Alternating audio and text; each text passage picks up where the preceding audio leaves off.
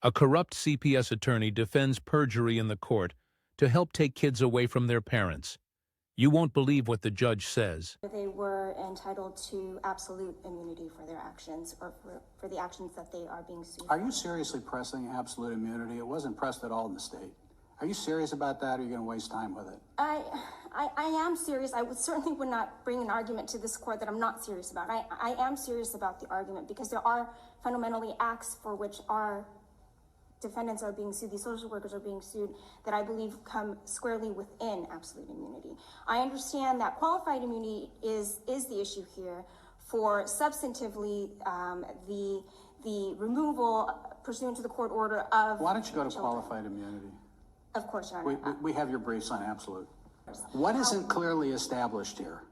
The fact that what Costanza says. What's not been clearly established in the year 2000 when the removal occurred was the idea that the right to be free from deliberately fabricated evidence in civil child abuse proceedings that result in the deprivation of a protected liberty interest, the same liberty interest that's at issue. But it's not the same liberty interest because this was a parental liberty interest. It's a biological versus foster parent. That's huge. That's gigantic in terms of what somebody could appreciate and understand.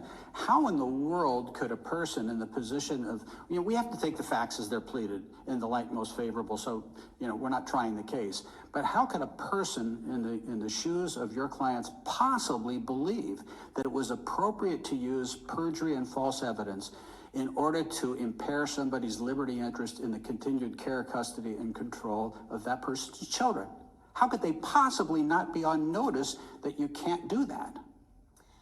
I understand the... How could that possibly be? I understand the argument that it seems to be common sense and our ethical... It's more than common sense. It's statutes that prohibit perjury and submission of false evidence in court cases. State statutes. Are you telling me that a person in your client's shoes couldn't understand you can't commit perjury in a court proceeding in order to take somebody's children away? Of course not, Your Honor. Of course not. Then isn't the case over then? And the case is over. Because